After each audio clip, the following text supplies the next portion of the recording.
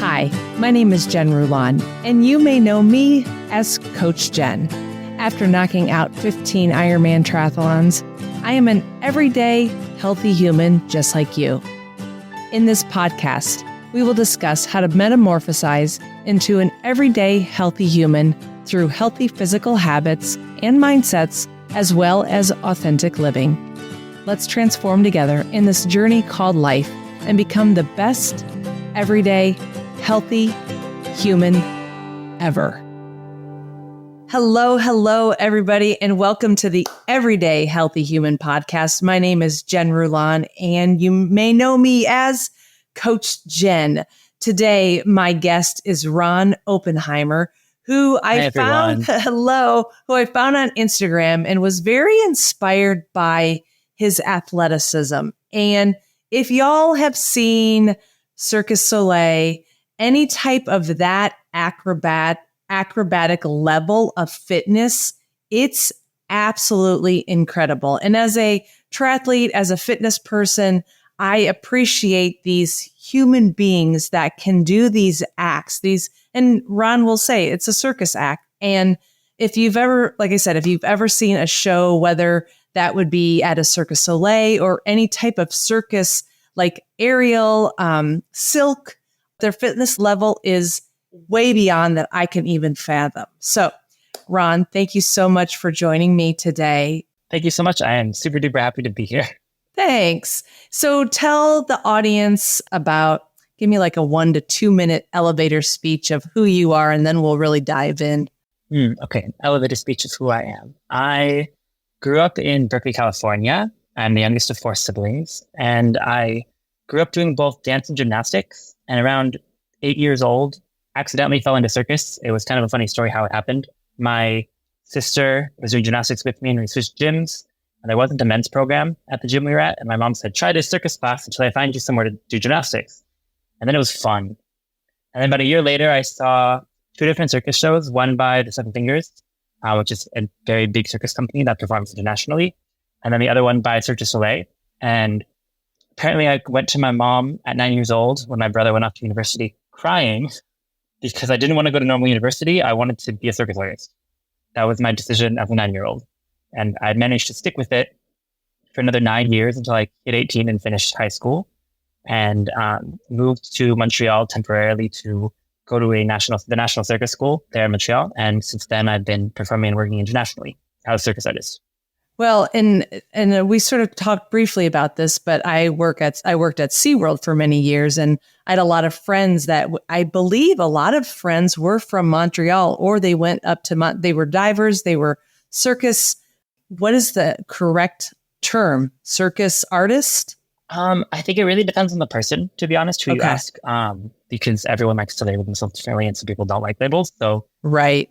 I identify as a circus artist, but I also, if we get into more specifics, I am an acrobat, but I'm also an aerialist because that kind of people that like to be in the air, people like to be in the ground. Yeah. I grew up doing both. So I tend to get a lot of my work as an aerialist, but also as an acrobat with Chinese pole and other disciplines. So I'm kind of a mix of those two, but I would say circus artist is a good term. Yeah. Okay. So then, let's talk a little bit about that exactly. Because my typical guests lately have been runners, triathletes, that type of thing. So this is at a totally different level. And I love the fact that you were at 8 years old, 9 years old, you're like, this is what I'm going to do. And that is beautiful. So how did you start? Other than gymnastics, what type of classes do they have for you as a 9-year-old? So kind of all over the world, there tends to be a bunch of youth programs that are called youth circuses. And so I tried a couple general recreational classes, and it's fun. And I had some skill sets because I already came from gymnastics and dancing. So I tried a couple of them. It worked really well. And then I eventually joined that youth circus. So I was in that youth circus for about 2 years, doing mostly. My first aerial discipline was aerial silks, as most people is, but I was also learning how to juggle, do acrobatics, do partner acrobatics, kind of everything involved a circus in a younger youth circus. And then I ended up switching around 10 and a half, 11 years old to a different gym over in San Francisco called the San Francisco Youth Circus and at Circus Center. And I started learning Chinese acrobatics there. So I started doing Chinese pole, which is like a steel pole coated in rubber. It's about 20 feet tall, that you climb up and do flips on, as well as hoop diving, which are like hoops that are stuck on top of each other. And you dive through them and do flips, and some other like tutor board and some other disciplines like that. And I kind of stuck with all of those until I was 18 and went after circus school. That's incredible. Like, you're one of the acts that like would be on America's Got Talent that I would just sit there and be like, they have asked me to do that show many times, and I've said no many times. I've been unavailable and it hasn't really worked out. So I'm not opposed to doing the feature. I have done Georgia's Got Talent though, like in Tbilisi, Georgia, the country. Yeah. Yes. I was in the semifinals for that a few years ago. Good for you. That's great. It was very fun. It was very random.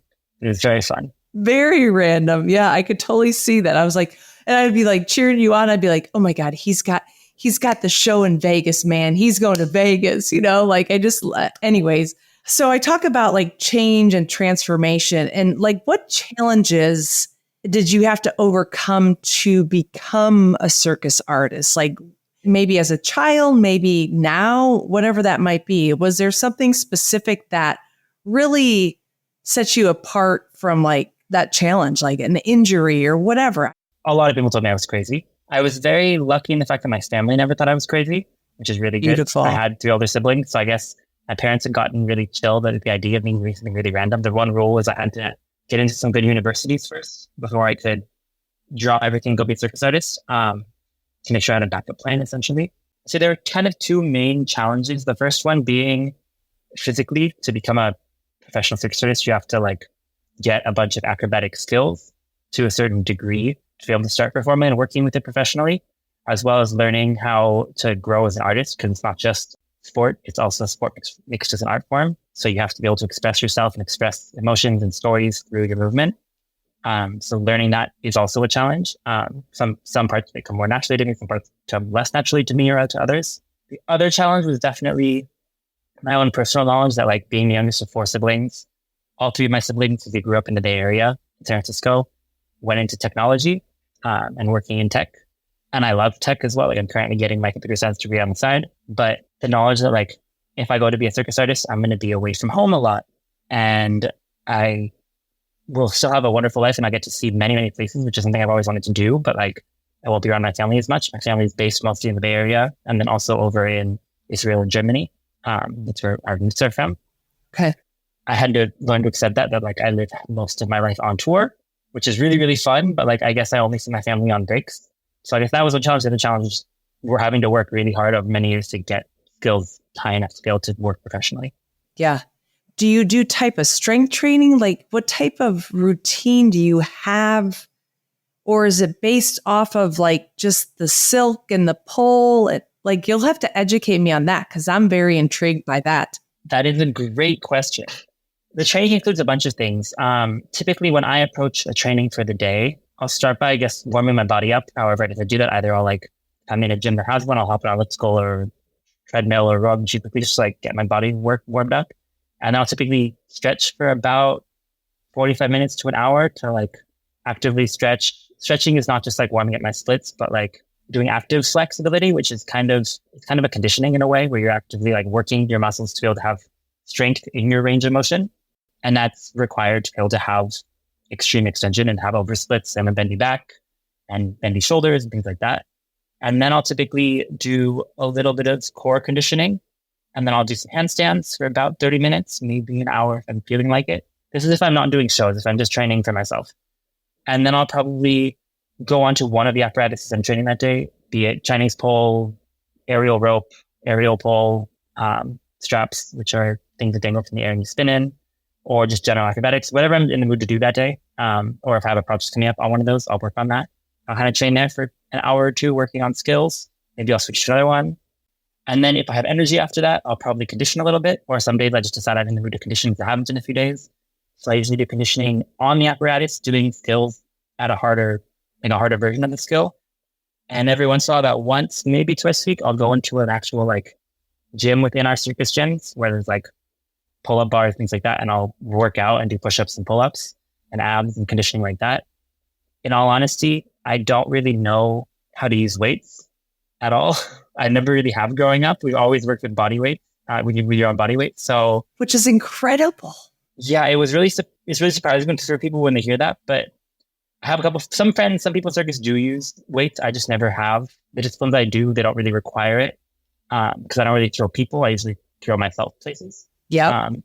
But actually, I think I have plans with a couple of friends to like teach me how to bench press and like do squats, holding it. So I just never do, and I don't know the proper techniques. Right. It sounds really kind of stuck up sometimes, but some circus people generally call like a normal gym a muggle gym because we don't know how to use the things in those gyms.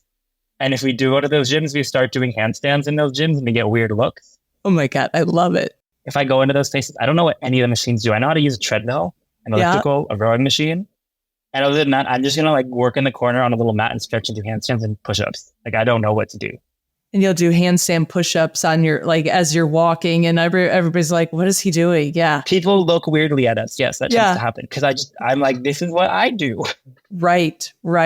Yeah. I have a fitness app, and I always tell people that, like, you guys don't need a dumbbell or whatever. The body weight is incredible. Like push-ups, squats, tricep dips. Like there's so many opportunities to work out just with your body alone.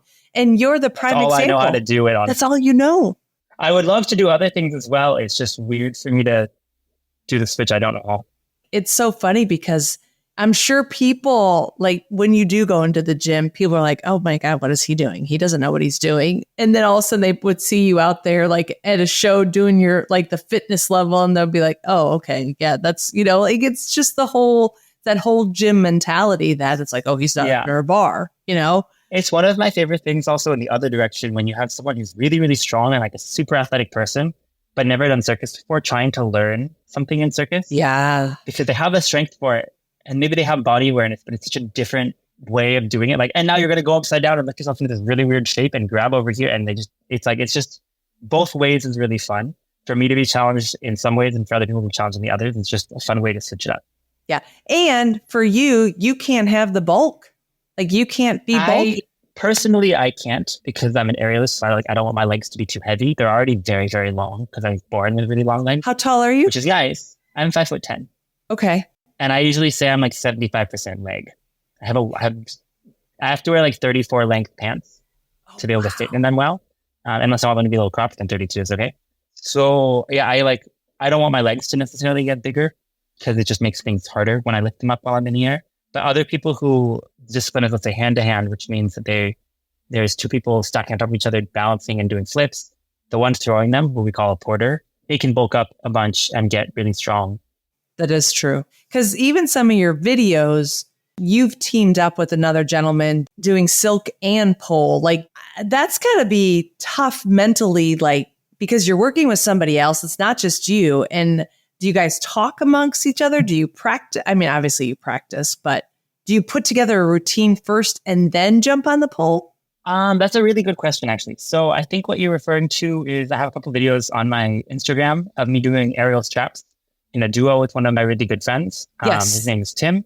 But I have some other videos somewhere along my Instagram and social media of doing duo Chinese pole or duo aerial pole with other friends. There's like Minnie, who I've done some videos with, her name is. And then Coach, I really like working as a soloist and as a duo, as well as in groups. So in those situations, usually it depends. If it's like a performance, obviously everything's been planned in advance and we know what we're doing. If it's just training, usually we'll have an idea and get in the air and try it. And I kind of I try the idea and like research where we're going. So like kind of improvise, but kind of not, like a controlled improvisation to test things out. And usually you have someone else sitting and watching, or you're filming it and we look back at it to create. But when we're in the air together doing things, like we fully communicate and talk, and they're always good friends. So it's not weird in any way. It's just like a different approach to performing. It's not solo work. Right. Can you help, like your mindset? I can only imagine what type of level that's at as a circus artist. How can your mindset apply to your everyday life, and how can that help? So while I'm training, there's kind of two different aspects to my mindset. The first one is usually to kind of get in touch with my body and see how I'm feeling that day. And depending on that, that's how I'll approach how I tackle training. Because let's say I wake up and my body is incredibly sore and I have a couple bruises in a couple places and a couple things are achy from the day before a show or training or something. I will probably adjust my training about that. Either I'll make it even more intense to kind of work through the soreness to get myself back to normal, or if it's really, really tired, I'll spend some more time stretching and a little bit more chill for the training. Or if I wake up and I'm feeling like I'm really weak, I'll tackle the training more. That's one mindset I always try and focus on. And then the other part is while I'm in the middle of doing acrobatic skills, it's really in a way to focus, but also to relax and live in the moment. Because sometimes I'm doing things on an aerial rope. There's like a rope that hangs from the ceiling. And I'm doing release moves is what we call them, which is where you're doing different tricks that you let go and you catch again. Either a front flip, a back flip, twist to the side. It's super fun. You always have to have a mat below you because you can fall. Right. And one of the reasons you need to make sure, like I need to make sure I live in the moment when I'm doing those, if I'm going to connect, let's say 2 or 3 different release moves at once. Like I don't know, twist to the side, another twist to the side, and then a different type of skill. If I'm thinking about the second twist while I'm doing the first one, I'm going to mess up the first one and fall to the ground. And although it's a mat, it's still not fun. It can kind of hurt. It's not a good time. And if you're on a stage, you do not want to do that. You're right. So I have to always make sure to like breathe and just take one step at a time. Be like, this is where I am right now. And this is what I'm doing right now. And that's all I'm thinking about. And I think that's a good way to kind of approach life is before you do something, kind of think and plan where you want to go with it and what your long-term goal is. But when you're in the middle of doing it, don't overthink everything you're doing and just take a deep breath and be in the moment because that's the only way to do it successfully and like well. That's beautiful. As doing many Ironmans, like that's the same type of concept. Like I had to worry about that, like the swim when I was in the swim. I had to worry about the bike when I was on the bike. I had to worry about the run when I was on the run. I couldn't think of mile 15 on the run when I'm still at mile 50 on the bike. Because then you're just going to be scared of it all. And you're like, oh, it's going to suck. And you stop working. Exactly. Side note, I've never tried an Ironman. Just 15 miles of running. There's 26. It's a marathon. Oh, God. It's a 2.4 mile swim, The 112 mile bike. The longest I've ever ran is a 5K. Hey, I've done them on treadmills before. And then I think I did one. It's never like officially, just like a ran 5K. Right. One time, right when COVID was hitting, I ran a 5K like at a park near the house. Oh, I did not warm up enough. And one calf just died for like a week. Yeah. Right. It's funny how like I am in very good shape. It's not like me trying to sound cool because I'm saying like I'm honestly in very good shape, but only in the way I'm in shape. And I'm sure if I were to try and switch to what you're doing, it would take me a while to adapt my body to be able to do the things you do or other people do. Right. Because it's just not how I've trained. Well, guess what? I'm retired. Like, okay. Well, still. My body's like... I'm sure you could run a lot farther than I could. Right. Yeah. But you're right. Like you have to focus on your task at hand. You can't be worrying about flip number 5 or whatever because you're focusing on that first one or whatever that might be like. And not only that, circus artists in that way are kind of similar to gymnasts. Not exactly, but in the way of I don't train endurance in the same way other like athletes do. I'm not a marathon runner at all. I'm more of a sprinter, but also a little bit longer of a sprint than a sprinter would be because the typical circus act is, let's say, 4 to 8 minutes. Mine tend to be around 6. So when I'm doing a solo act, it's about 6 minutes of non-stop acrobatics that are really, really, really intense, up in the air, that are really dangerous skills that you have to breathe through. And it's cardio for 6 minutes. And a lot of times in a show, you're doing a lot before that and a lot after that, and you have multiple acts. So it's a lot of cardio moments, but it's like in an act even, each sequence is about 1.5 minutes. And then you have like 5 seconds or something on the to breathe on the ground into the next section. But it's kind of like a 6-minute cardio sprint, and you have a few of those in a show and doing things on the side. So it's kind of still a cardio the entire show, but there's moments that are really intense. And gymnasts, for example, they usually have 1.5 minutes for like a floor routine or something, which is much shorter, but still like they have to be really good for that much time. But like I don't do a 3-hour run. Like I'd be much better. Like even when I do cardio, I row for 20 minutes or run for 20 minutes and I'm done. Yeah. Because I can't go farther than I don't want to. I don't want my cardio to be built for that. No. And I also get bored. Right. Well, let me explain this to maybe some of our followers who do cycling. Like a prime example for a lot of my athletes, I'll put them through a four rounds of 6-minute hard interval. That's exactly what you're doing. That's exactly what I'm doing in the show. It's just, instead of that, it's flipping in the air. Yeah. Flipping in the air and building in your strength. And you guys, I cannot wait to show you like the videos of what Ron's done. It's insane and it's beautiful, beautiful. You'll have to send me a couple so that I can add them to whatever. Are there any habits or practices that you have adopted as a circus artist that applies to everyday life? I would say maybe, let's say, warming up is something that's extremely vital as an acrobat, because I have a split on the ground when I'm not warmed up, but it's not comfortable. And if I actually take the time to warm my body, it's a lot safer for my health long term. And I just approach training that day better and performing the day better if I take the time to warm up, and it's a necessary part of being an artistic athlete. But I would say in terms of the idea of warming up is whatever you approach anything in life, if you take a minute, like if I'm going to sit down and like write an essay, instead of just diving into it, having no idea what I'm even doing, can we sit down and be like, what am I about to do? And like prep a little bit and then tackle the assignment or the project or whatever it is. Right. And I think what I like about what just sort of our story and your story is that you're very intuitive and you're very in tune with your body and mentally, physically, emotionally. It seems like to me, just like listening to hear you talk, because you have to be when you're up there. If you're not, it's going to be a matter of life and death. 100%. Yeah. Where can listeners find you online? I wouldn't say that. I guess they can find me not to listen to me, but to see me, because it's more of a visual thing. Right. On Instagram, as well as I have a TikTok that hasn't been active in a little while, but I have TikTok. So Instagram, TikTok, YouTube. I also have a website, which is just my name.com, like ronoppenheimer.com. So all of my accounts are at Ron Oppenheimer. It's very easy. Perfect. Okay. So yeah, YouTube, Instagram, TikTok, wherever you find your things. Great. And then what is one final thought that you could give our followers about how to start their own transformation and become their own beautiful butterfly? I would say the best way to start your own transformation of turning into a butterfly is figure out first what type of butterfly you want to be. So be that, do you want to go be a circus artist? Do you want to be a marathon runner? Whatever challenge you want to approach, figure out what that is, and then sit down and do some research of what that requires and see how you'd be able to figure that out. So like for me as a circus artist, it was start taking some classes, and then as you start to get comfortable with it, building up from there. So like, don't be worried about starting from the beginning, getting your basics and solid, get your basics to a point where it's a very solid foundation. And then from there, you can just build up in whatever your goal is and succeed eventually, as long as you keep at it. I love it. And guess what?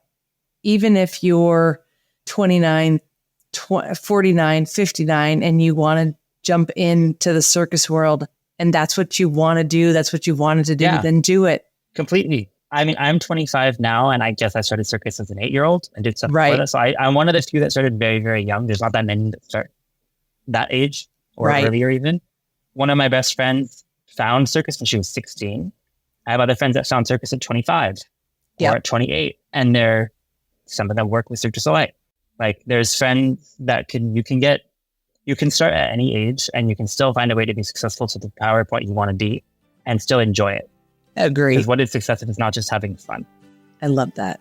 Thank you so much, Ron, for jumping on board. And if you are loving the Everyday Healthy Human podcast, we would love for you to rate, subscribe, share this episode with your friends, leave a comment, because make it go viral. Make it go viral, because in Costa Rica, we say Pura Vida. Ciao.